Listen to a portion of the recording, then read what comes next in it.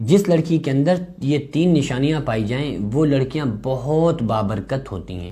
صرف 3 باتیں دیکھ لیں، یہ 3 نشانیاں جس لڑکی کے اندر آپ دیکھ لیں تو آپ سمجھ لیں کہ یہ لڑکی بہت بابرکت ہے۔ پہلی چیز،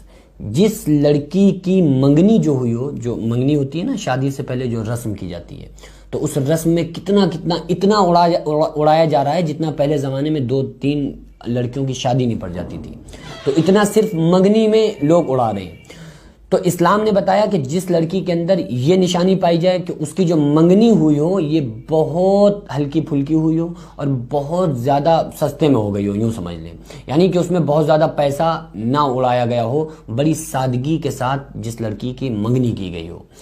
دوسری نشانی، اس کا نکاح بہت آسانی کے ساتھ کیا گیا ہو، بہت ہی مخفی طور پہ کیا گیا ہو، یعنی کہ بہت زیادہ اس میں ہوتا ہے نا کہ 3 دن 4 دن کا پروگرام چل رہا ہے اور ڈیگوں پہ ڈیگیں لڑک رہی ہیں اور اس کے بعد ڈینس پارٹی اور فضول خرچی تمام ہو رہی ہیں، یہ ساری چیزیں نہ ہوئی ہوں، سادگی کے ساتھ اس کا نکاح ہوا ہو۔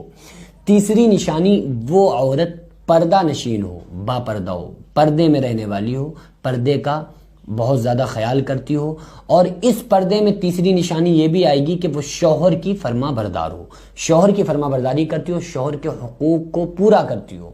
شوہر کے حقوق کیا ہیں عورت کے اوپر؟ شوہر کے حقوق یہ ہیں کہ جب وہ کوئی امانت رکھا ہے تو اس میں خیانت نہ کرے، جب شوہر نے پیسہ رکھایا تو اس پیسے میں خیانت نہ کرتی ہو، یہاں تک کہ اگر شوہر نے امانت کے طور پہ کوئی پیسہ رکھوایا ہے تو کوئی عورت اس پیسے میں سے کسی فقیر کو دینے کی بھی حقدار نہیں ہے جب تک کہ اس سے اجازت نہ لے لے یا اس کی اجازت نہ ہو۔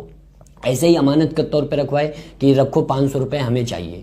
آپ ان پیسوں میں سے فقیر کو بھی نہیں دے سکتی۔